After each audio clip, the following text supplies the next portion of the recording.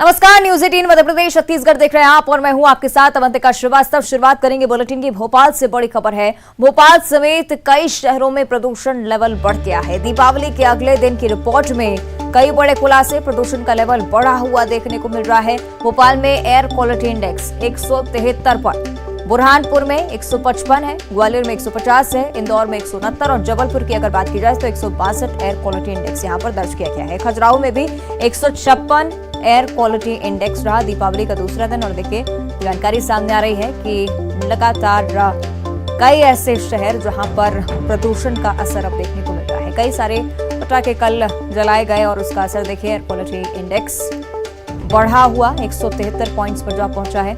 राजधानी भोपाल में सबसे ज्यादा खराब हालात हैं।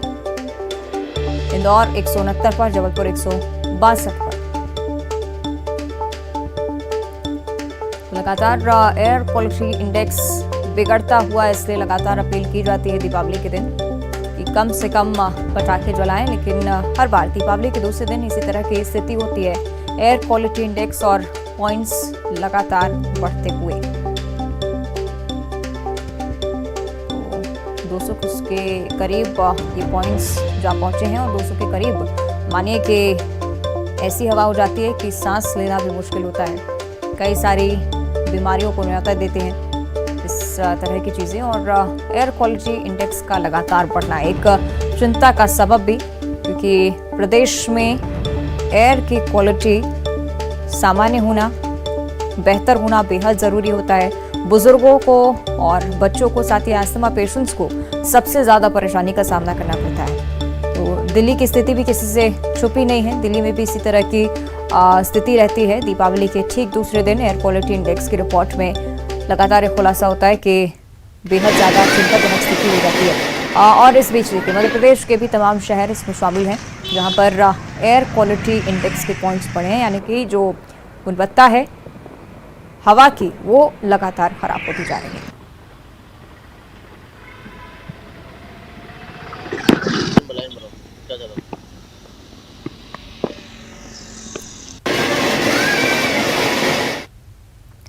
चलिए, और ज्यादा जानकारी इस पर हम लेंगे हमारे से कि अनुराग श्रीवास्तव भोपाल से हमारे साथ लाइव जुड़ रहे हैं। उनका हम रुख कर लेते हैं।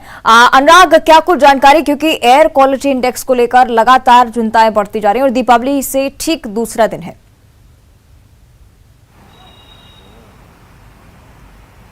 बिल्कुल अवंतिका, देखिए जो आंकड़ा सुबह निकल कर आया था अब वो अपडेट हो चुका है। 250 AQI यानी एयर क्वालिटी इंडेक्स जो भोपाल का है वो 250 को पार कर गया है। 200 से 300 का जो AQI होता है वो खराब स्थिति में होता है, यानी कि पुअर इंडेक्स वो कहलाता है। यानी कि भोपाल की आबो हवा पूरी तरीके से खराब हो चुकी है। जिस तरीके से आतिशबाजी और पटाखे फोड़े गए और उससे जो धुआं निकला है वो कहीं ना कहीं पूरे वातावरण में रहा और उसी की वजह से हवा जो है वो खराब हुई है। तो सिर्फ भोपाल अकेले ही नहीं बल्कि इंदौर, जबलपुर, ग्वालियर, उज्जैन के भी इसी तरीके का हालात हैं। हालांकि पॉल्यूशन कंट्रोल बोर्ड और सुप्रीम कोर्ट के निर्देश के बाद ग्वालियर, कटनी और सिंगरौली में पटाखे फोड़ने पर पूरी तरीके से प्रतिबंध था, लेकिन इन बाकी शहरों की यदि हम बात करें तो यहाँ पर ग्रीन पटाखे चलाए जाने की अनुमति थी। रस्सी बम फोड़े जाना प्रतिबंधित था। फुलझड़ी, अनार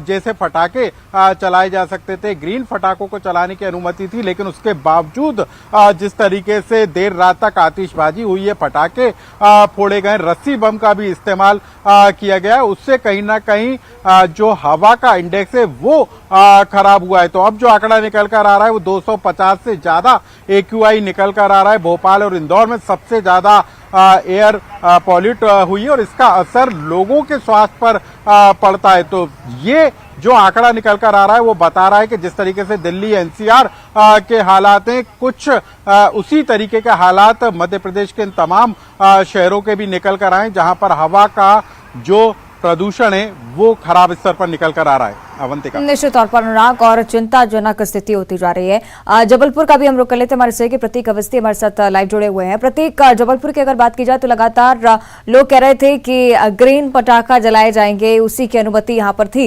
लेकिन क्या कुछ बदलाव इसके बाद एयर क्वालिटी इंडेक्स में महसूस हुआ और कितना चिंताजनक अब ये होता जा रहा है? देखिए, तमाम दावे, तमाम जो कड़ाई थी वो कहीं ना कहीं धाराशाही साबित हुई अवंतिका। चूंकि जो AQI का स्तर मौजूदा आज का सुबह 10 बजे का आया है वो बतलाता है कि शहर के चारों महानगरों की जो हवा है वो सांस लेने लायक नहीं बची है और पुअर कैटेगरी में तमाम जो AQI स्तर हैं 4 महानगरों के वो रिकॉर्ड किए गए हैं। फिलहाल अभी की स्थिति में सबसे प्रदूषित शहर मध्य प्रदेश का उज्जैन है, जहां सबसे अधिक जो स्तर है वो AQI का 267 पहुंच गया है। बात जलपुर की करें तो यहां पर 225 पहुंच गया AQI का स्तर, ग्वालियर में 231, भोपाल में 255 और इंदौर में 210 रिकॉर्ड किया गया है। इसके साथ साथ रतलाम और कटनी के हाल भी बेहद बुरे हैं। तो कह सकते हैं कि जिस प्रकार की सख्ती की बात कही गई थी, NGT के निर्देशों की बात कही गई थी, तमाम आदेश निकाले गए थे, उनका पालन कहीं ना कहीं नहीं हुआ। ग्रीन पटाखे शायद नदारद ही देखे या फिर फाइलों पर ही सिमटे हुए देखे, क्योंकि जो हवा का स्तर है, जो क्वालिटी है वो बतलाती है कि जमकर प्रदूषण जो है वो फैलाया गया है और यही कारण है कि पुअर कैटेगरी पर है। हम कह सकते हैं दिल्ली में अगर हम बात करते हैं दम घोटू हवा, तो लगभग उसी की दहलीज पर मध्य प्रदेश की आबो हवा भी आकर खड़ी हो गई है। कहीं ना कहीं जागरूकता का ये विषय है, जो कि तमाम सख्तियां तो हो जाएंगी, लेकिन जब तक आम जनता इस विषय को लेकर के जागरूक नहीं होगी अवंतिका, अमूमन हर साल ऐसे डरावने आंकड़े सामने आएंगे। पिछले बार भी कुछ ऐसा ही पुअर कैटेगरी का आंकड़ा था, इस बार भी है, लेकिन अब ये सुनिश्चित करना होगा क्योंकि अगले साल दीपावली पर कौन सा शहर कितने देर तक पटाखे जला पाएंगे ये पिछले साल का AQI स्तर ही निर्भर करता है। अगर इस साल का स्तर पुअर है, संभवतः अगले साल इन 4 महानगरों में, उज्जैन में, कटनी में, रतलाम में संभवतः बड़ी सख्ती बढ़ती जाएगी और प्रतिबंधों भरी दिवाली हो सकती है। जो भी हो, चौंकाने वाले आंकड़े हैं और चिंताजनक भी हैं। निश्चित तौर पर चिंताजनक बात है जितेंद्र। और अनुराग, आपके ओर भी मैं रुक करना चाहूंगी, क्योंकि ये तमाम चीजें हैं वो हम आंकड़ों के जरिए लोगों को समझा सकते हैं, लेकिन एक बात जो कि लोगों को समझना चाहिए कि आगे जाकर स्थिति बहुत ज्यादा डरावनी होने वाली है, क्योंकि राजधानी दिल्ली की जो स्थिति है वो किसी से छुपी नहीं है। वहां पर एयर क्वालिटी कितनी खराब है और क्या मध्य प्रदेश को हम देख रहे हैं कि आगे जाकर उसी सिलसिले में, उसी क्रम में, उसी तरह की एयर क्वालिटी यहां पर भी होगी।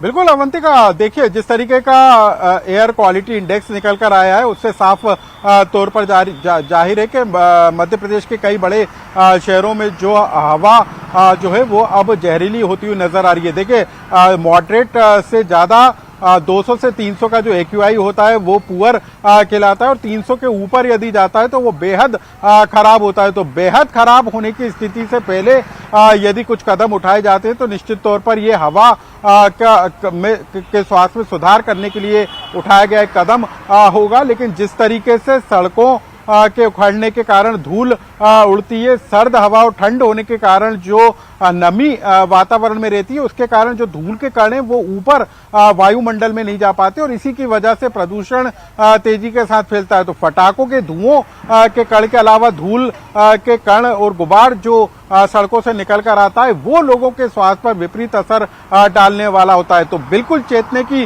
जरूरत है कि इस तरीके के पटाखों का इस्तेमाल ना हो जिससे प्रदूषण फैलता हो, या फिर इस तरीके के कदम उठाए जाने की जरूरत है ताकि धूल के गुबार ना उठें और यदि फटाके भी फोड़े जा रहे हैं तो वो बिना प्रदूषण, बिना आवाज करने वाले फटाके हों। इस पर गंभीरता से फैसले लेने की जरूरत महसूस होती है। तो लोगों को भी समझना होगा और सिस्टम को भी इस तरीके से बेहतर बनाना होगा ताकि जो हवा का प्रदूषण लगातार बढ़ता जा रहा है उस पर नियंत्रण किया जा सके। निश्चित तौर पर चिंताजनक स्थिति इसी तरह से बनी रही तो बहुत ज्यादा मुश्किल हो जाएगा जीवन भी। अनुराग, आप बने रहेगा हमारे साथ। शहर के विकास भी इंदौर से हमारे साथ जुड़ चुके हैं। विकास, तमाम दावे लगातार किए जाते हैं ग्रीन पटाखों का इस्तेमाल होगा, लेकिन ये जो दावे हैं वो एयर क्वालिटी इंडेक्स के आंकड़ों में कहीं नहीं नजर आते हैं। इंदौर की अगर बात करते हैं, बहुत ही महत्वपूर्ण शहर है मध्य प्रदेश का, क्या स्थिति वहां पर और आगे चिंता के लिए क्या कुछ बातें इंदौर वासियों को समझनी चाहिए?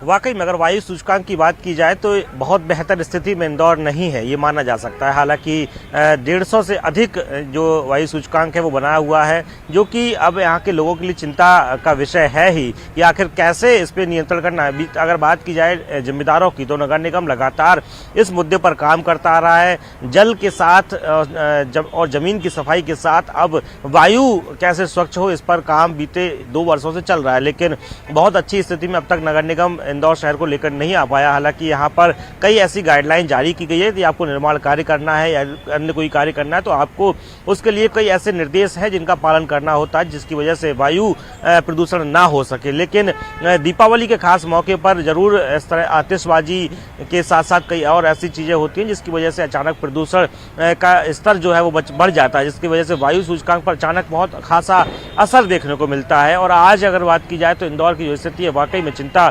की बनी हुई है। ये बिल्कुल स्पष्ट तौर पे इसे नहीं कहा जा सकता कि बहुत अच्छी स्थिति में इंदौर बना हुआ है, लेकिन अब बहुत आवश्यक हो जाता है कि जिम्मेदारों के साथ साथ शहरवासी भी बहुत अधिक जागरूक हों और कुछ ऐसे ठोस कदम उठाए जा सके जिसकी वजह से उनका जो त्यौहार है वो उसमें उसके सेलिब्रेशन में भी किसी प्रकार का विघ्न उत्पन्न ना हो, लेकिन वायु प्रदूषण ना हो, वायु सूचकांक ना बिगड़े, ताकि आगे आने वाले समय में शहरवासियों को, प्रदेशवासियों को किसी प्रकार की मुसीबत का सामना नहीं करना पड़े। हालांकि इंदौर बहुत बड़ा शहर है, यहाँ पर प्रदूषण का स्तर पहले से ही बहुत अधिक माना जाता है, बहुत सही स्थिति में शुरू से भी नहीं है, लेकिन खासकर दीपावली ऐसे त्योहार के समय पर ध्वनि प्रदूषण के साथ साथ वायु प्रदूषण बहुत ज़्यादा अधिक देखने को मिलता ही है। निश्चित तौर पर, और ठीक बात यही है कि अगर अभी से सावधानी बरती जाए तो आगे के लिए स्थिति सामान्य हो पाएगी। शुक्रिया आपका प्रतीक, और विकास आपका भी बहुत बहुत धन्यवाद। अनुराग आपका भी शुक्रिया इस जानकारी के लिए। आगे बढ़ते दमोह का भी अब रुख करेंगे। बड़ी खबर यहां से सामने आई है। 3 लोगों की हत्या से सनसनी फैली हुई है। माता पिता बेटे की हत्या हुई है, जबकि एक व्यक्ति की हालत गंभीर बताई जा रही है। जिला अस्पताल में उसे भर्ती कराया गया है। एसपी समेत भारी संख्या में पुलिस बल मौके पर मौजूद है। सागर नाका चौकी क्षेत्र के देवरान गांव का मामला, जो कि अब छावनी में तब्दील हो चुका है, क्योंकि तमाम जो पुलिस के बड़े अधिकारी हैं यहां पर पहुंचे हुए हैं। दमोह से ये चौंका देने वाला मामला, एक ही घर में दीपावली का दूसरा दिन और इस तरह से 3 लोगों की हत्या की वारदात को अंजाम दिया जाता है। एक व्यक्ति की हालत गंभीर, जिला अस्पताल में से भर्ती कराया गया है। आगे बढ़ते बात करेंगे इंदौर की। छोटी ग्वालटोली इलाके में हत्या के बाद जमकर हंगामा जारी है। छोटी ग्वालटोली थाना क्षेत्र में युवक की हत्या हुई। 2 पक्षों में पुरानी रंजिश को लेकर विवाद हुआ। 4 घायलों को इलाज के लिए एमवाय अस्पताल भेजा गया है। तो आपको बता दें कि एमवाय अस्पताल में भी दोनों पक्षों ने जमकर हंगामा किया है। अस्पताल में पिस्टल लहराने का भी आरोप परिजनों पर। तो देर रात भारी पुलिस बल तैनात करना पड़ा। मामले की जांच अब शुरू कर दी गई है।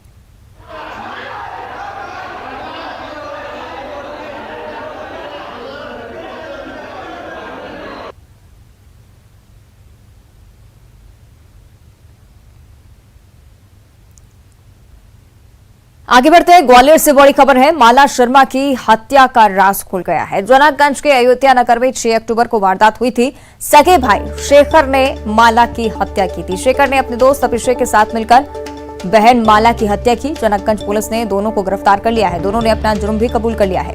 मोटरसाइकिल खरीदने और लग्जरी शौक के लिए बहन की हत्या कर दी गई। शेखर ने बहन माला के घर रखे सोने और नकदी लूटने के लिए वारदात को अंजाम दिया। चेहरे पर नकाब पहनकर बहन के घर में घुसा और घर में रखा 5 लाख का सोना, 50,000 की नकदी लेकर जाने लगा। शेखर और उसका दोस्त माला के घर के पास लगे सीसीटीवी कैमरे में कैद हुए थे और वारदात से पहले इलाके के सीसीटीवी कैमरों की रैकी कर चुके थे आरोपी। इस बीच 6 अक्टूबर को ससुराल स्थित अपने घर में मृत अवस्था में माला मिली थी और घटना के वक्त उसका पति जो था वो काम पर गया हुआ था। 2022 को माला शर्मा नाम की महिला अपने घर में मृत अवस्था में पाई गई थी, जो प्रथम दृष्टया संदिग्ध लग रहा था। मृत्यु उसका कारण जानने के लिए हम लोगों ने पीएम और अन्य कार्रवाइयाँ की हैं, जांच की। जांच के उपरांत पता लगा कि महिला की गला घोंटकर हत्या की गई और हत्या करने के बाद में और उसका घर में रखा हुआ सोने चांदी के आभूषण और रुपयों को भी वहाँ से चोरी करके ले गए हैं। इस संबंध में जानकारी प्राप्त होने पर प्रथम दृष्टया हमने अपराध पंजीबद्ध किया। अपराध पंजीबद्ध करने के पश्चात आरोपी गणों की तलाश की, जिसमें मृतका का रियल भाई वो उसमें संलिप्त पाया गया और उसका दोस्त अभिषेक पाल और शेखर, इन दोनों लोगों ने मिलकर मृतका माला शर्मा की। और दीपावली के दूसरे दिन सुबह से ही इंदौर में विशेष स्वच्छता अभियान चलाया गया है। शहर के प्रमुख बाजारों, चौराहों, मार्गों के साथ ही रहवासी क्षेत्रों में भी स्वच्छता अभियान चला। आयुक्त प्रतिभा पाल ने राजवाड़ा से सफाई अभियान का निरीक्षण किया। तो स्वच्छता के लिए मशहूर शहर इंदौर, जहां पर दीपावली के दूसरे दिन स्वच्छता अभियान चलाया गया। आगे बढ़ते हैं। नर्मदापुरम से बड़ी खबर है। सिवनी मालवा में कबाड़ गोदाम में भीषण आग लग गई। गोदाम में रखा सारा सामान जलकर खाक हो गया। इसके साथ ही एक ट्रक गोदाम में मौजूद था जो भी जलकर राख हो चुका है। सिवनी मालवा इटारसी की दमकल गाड़ियां यहां पर आग बुझाने के लिए पहुंची थी। दमकल की मदद से आग पर काबू पाया गया। आग लगने का कारण फिलहाल स्पष्ट नहीं है, लेकिन तस्वीरें देखिए, कितनी भयानक तस्वीरें सामने आई हैं। नर्मदापुरम से भीषण आग की लपटें तस्वीरों में कैद हुई हैं, जिन पर काबू पाना भी एक चुनौती भरा कार्य था। सिवनी मालवा और इटारसी से दमकल की टीमों को बुलाया गया, उसके बाद इस आग पर काबू पाया जा सका।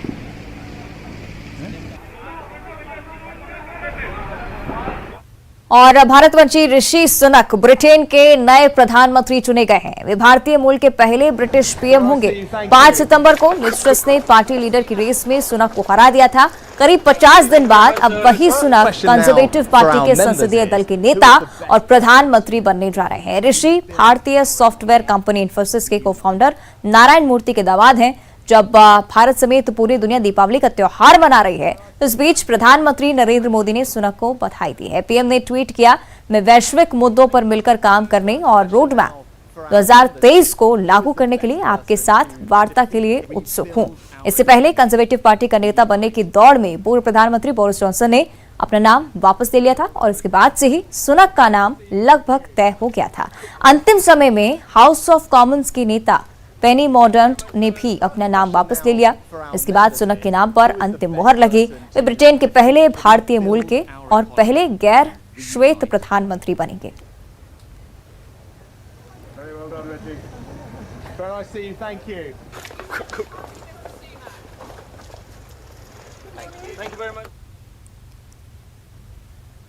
आगे बढ़ते हैं। भोपाल से बड़ी खबर है। आदिवासियों को एक बार फिर से साथ देने की तैयारी कर रही है बीजेपी सरकार।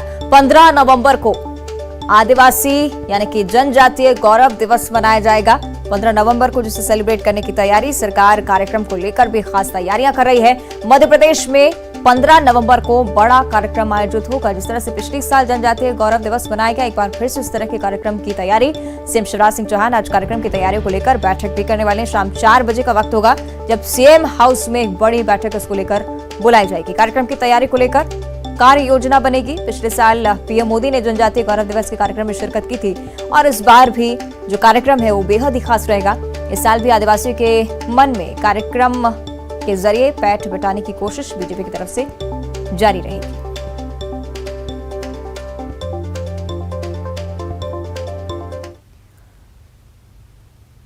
और अगली खबर भी भोपाल से ही। एमपी स्थापना दिवस को लेकर भी जोरदार तैयारियां चल रही हैं। तैयारियों को लेकर समीक्षा बैठक सीएम शिवराज करने वाले हैं। दोपहर 3 बजे सीएम हाउस में बैठक रखी गई है। 1 हफ्ते तक इस बार स्थापना दिवस मनाया जाएगा। 7 दिनों तक हर जिले में उत्सव होगा और उसको लेकर खास तैयारियां इस बार की जा रही हैं।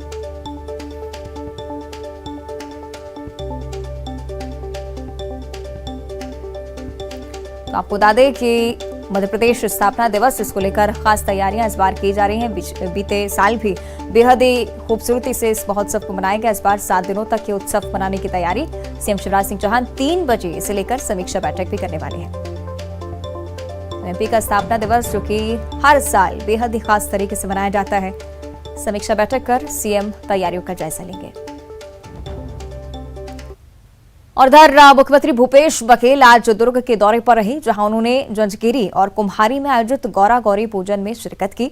साथ ही ग्राम जंजगिरी में मुख्यमंत्री गौरा गौरी की पूजा करने के लिए पहुंचे। छत्तीसगढ़ की परंपरा के अनुसार गौरा गौरी से उन्होंने प्रदेश की जनता की मंगल कामना के लिए प्रार्थना की। उसके बाद अपना हाथ बढ़ाकर सोटे भी खाए। वीरेंद्र ठाकुर ने मुख्यमंत्री के हाथ में सोटा मारा। गौरा गौरी पूजन के दौरान कुश से बने सोटे से प्रहार किया जाता है और ये सभी विघ्नों के नाश और मंगल कामना के लिए जीने जाने वाली एक परंपरा है। तो आपको बता दें कि सीएम बघेल कुम्हारी में आयोजित गौरा गौरी पूजन में भी शामिल हुए। सीएम हर साल जंजगिरी और कुम्हारी में आयोजित कार्यक्रम में शामिल होते हैं और इस तरह की तस्वीरें सामने आती हैं।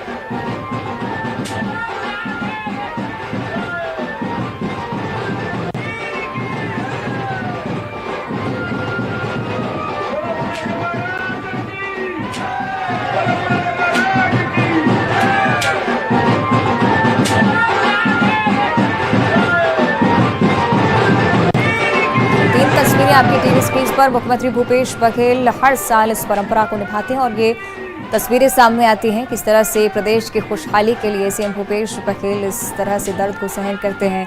हर बार इस परंपरा को निभाया जाता है और प्रदेश का मुखिया जब इस तरह से सोटे खाता है तो माना जाता है कि मंगल होता है, प्रदेश का खुशहाली आती है प्रदेश में, और इसलिए हर बार इस परंपरा को सीएम भूपेश बघेल भी निभाते हैं। सुख समृद्धि की कामना दुर्ग में भी ये कार्यक्रम हुआ। साथ ही जिस तरह से तमाम लोग यहाँ पर मौजूद थे, देखना चाहते थे अपने प्रदेश के मुखिया को किस तरह से दर्द सहन कर रहे हैं, प्रदेश की खुशहाली के लिए लगातार प्रयास कर रहे हैं।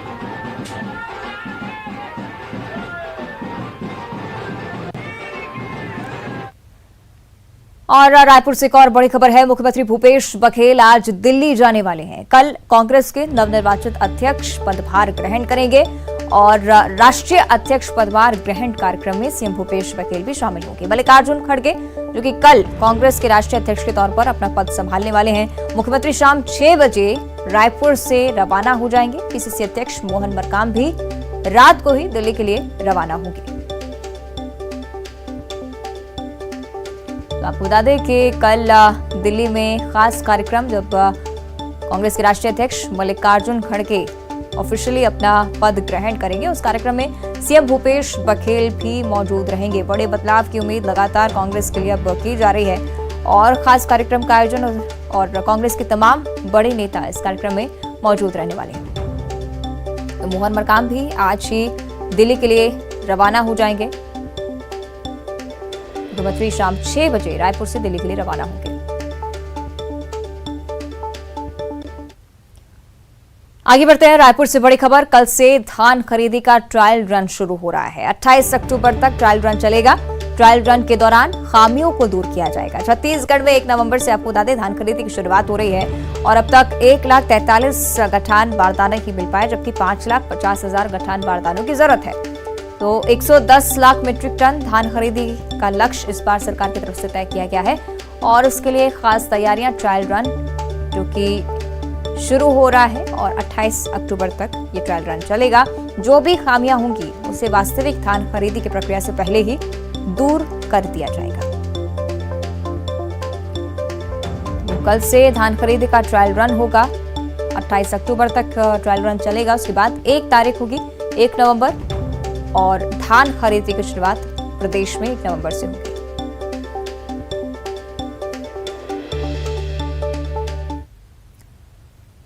आगे बढ़ते हैं, अगली खबर कांकेर से है। जिले में भालू के बाद अब तेंदुए की दहशत नजर आ रही है। 2 अलग अलग जगहों पर सड़क किनारे तेंदुए दिखे हैं। डुमाली गांव के पास 3 तेंदुए नजर आए, जबकि सिदेसर गांव के पास भी 1 तेंदुआ नजर आया है। तेंदुए की मौजूदगी से ग्रामीणों में भी दहशत का माहौल है। कांकेर वन परिक्षेत्र का ये मामला। तो कांकेर की हम बात करें, लगातार भालू की आमद से यहाँ पर दहशत का माहौल बना रहता है, लेकिन इस बार देखिए तेंदुए की मौजूदगी भी इस क्षेत्र में दर्ज की गई है। तो कांकेर वन परिक्षेत्र का मामला, 4 तेंदुए अलग अलग इलाकों में दिखे हैं। वन विभाग भी इसको लेकर बेहद सतर्कता से काम कर रहा है।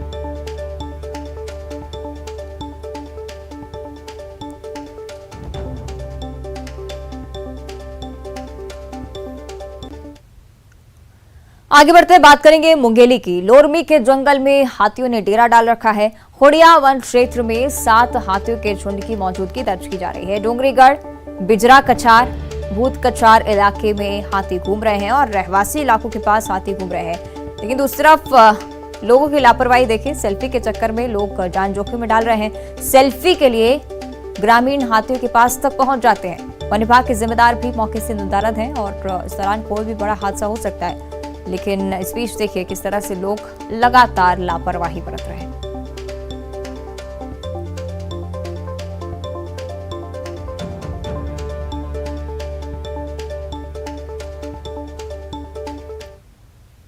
और बुलेटिन में फिलहाल इतना ही और चलते चलते आपको दिखाते हैं एक वायरल वीडियो।